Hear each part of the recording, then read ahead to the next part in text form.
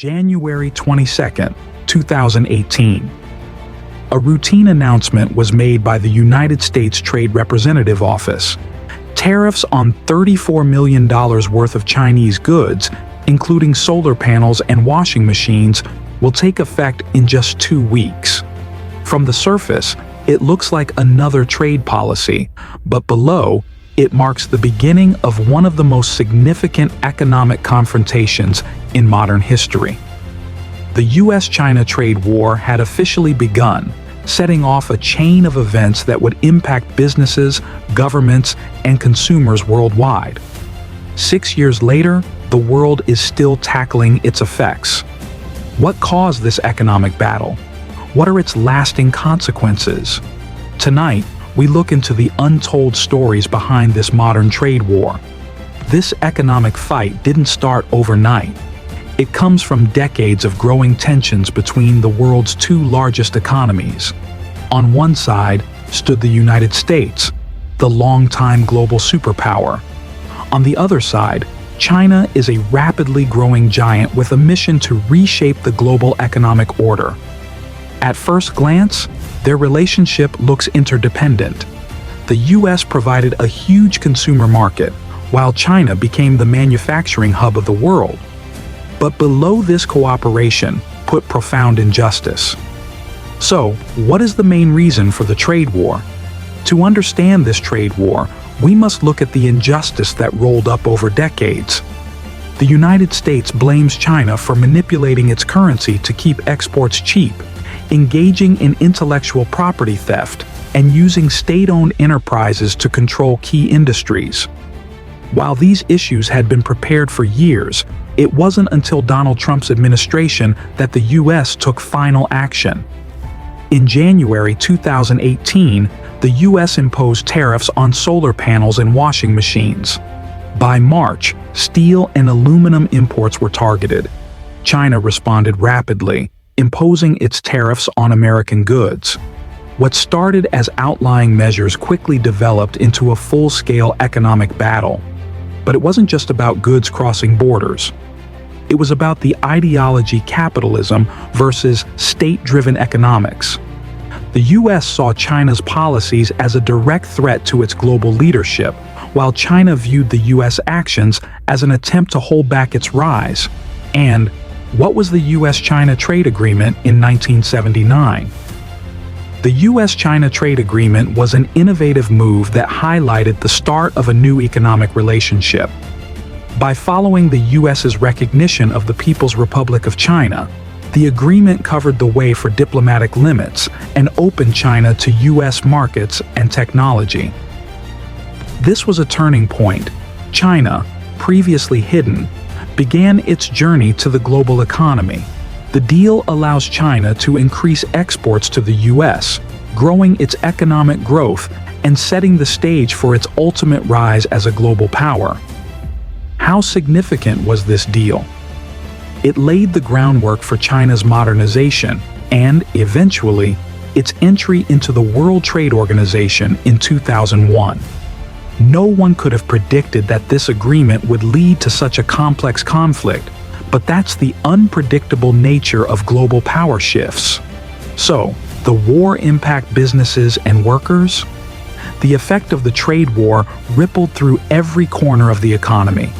For American farmers, the fight was harmful. China is one of their largest markets, with exceptionally reduced imports of crops like soybeans, leading to surplus stockpiles and decreasing prices. Many farmers, already struggling with tight margins, were pushed to the margin of bankruptcy. Manufacturers, too, felt the fraud. Tariffs on Chinese goods increased production costs for American companies that relied on imported components. Electronics, automobiles, and machinery industries were particularly hard hit, pushing businesses to pass costs onto consumers or absorb the losses. In China, the story was equally the same. Factories slowed production as orders from the US decreased. Millions of workers faced layoffs or reduced hours. Smaller economies that relied on trade with either nation, such as Vietnam and Mexico, felt the chain reaction and struggled to adjust to the dynamics of transformation, while consumers in both countries have to bear the ultimate burden. Prices of daily use items, from clothing to electronics, increased rapidly as businesses struggled with higher costs. The global economy, already draining from other challenges, slowed further as uncertainty took over markets. But was the trade war really about trade? While the trade war began with tariffs and deficiency, it quickly became clear that the conflict was about much more. At its core, it was a little battle for global supremacy. The U.S., determined to maintain its status as the world's leading power, viewed China's rapid rise as a threat. China, on the other hand, saw itself as redeeming its historical position as a global leader. The conflict extended beyond economics. In the technology sector, both nations raced to dominate industries like artificial intelligence and 5G technology. The U.S. blacklisted Chinese tech giants like Huawei, criticizing them for intelligence, while China pushed forward with initiatives like Made in China 2025, aiming to become a leader in high-tech industries. Military problems were also growing. The U.S. supports its association in the Indo-Pacific, while China expanded its influence in the South China Sea. The trade war became a microcosm of this larger geopolitical struggle, highlighting the deep mistrust and competition between the two nations. So, is there any consequences of the trade war? By January 2020, the two nations signed the Phase 1 agreement. China agreed to purchase $200 billion worth of American goods over 2 years, including agricultural products, manufactured goods, and energy. In return, the U.S. reduced some tariffs but kept others in place. Critics argued that the deal barely addressed the deeper issues at the heart of the conflict. Intellectual property theft, forced technology transfers, and state contribution to Chinese companies remain unresolved. Meanwhile, the economic damage had already been done. Global supply chains, built over decades of cooperation, were damaged. Businesses start shifting production to other countries to reduce dependence on China, with nations like Vietnam and India becoming alternative manufacturing hubs. However, rebuilding these networks came at a significant cost. The trade war also played a significant role in reshaping consumer behavior. In the U.S., Buy America campaigns gained friction, while in China, nationalist sentiment fueled support for domestic brands. The subdivision extended beyond the trade, increasing divisions in the global economic landscape. So, who benefits most from the trade war? The U.S.-China trade war is not just a battle between two economic giants. It's a global event with ripple effects impacting nations, industries, and markets worldwide. The question of who benefits the most is complex and depends on the perspective. Some countries, like Vietnam, India, and Mexico, have appeared as unlikely winners. As tariffs made goods from China more expensive, companies started relocating their supply chains to avoid additional costs.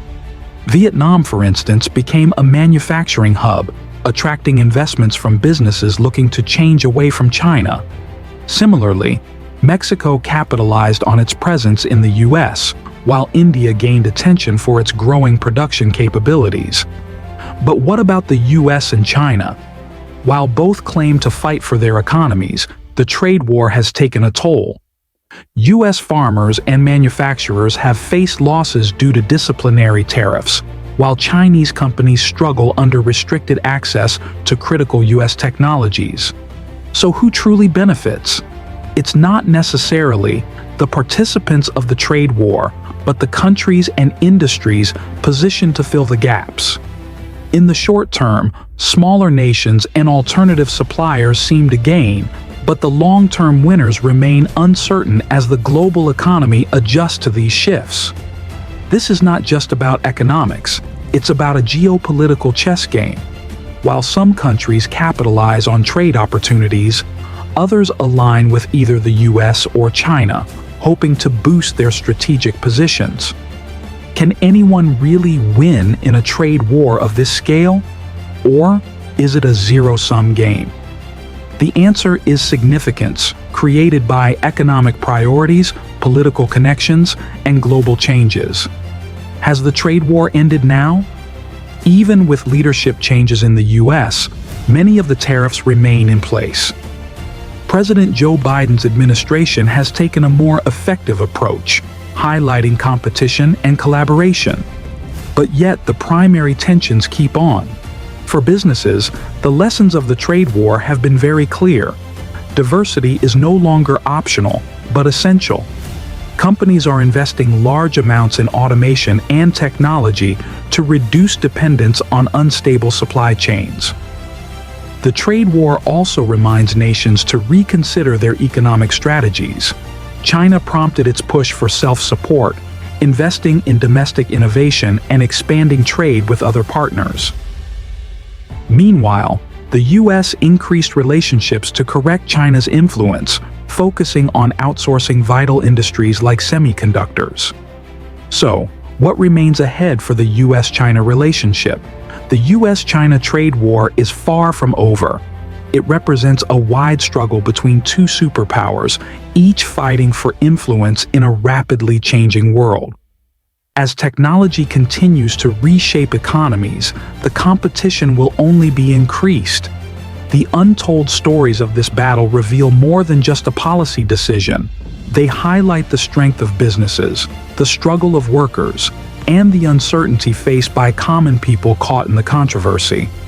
As we look ahead, one thing is clear: the US-China trade war has left an unforgettable mark on the global economy.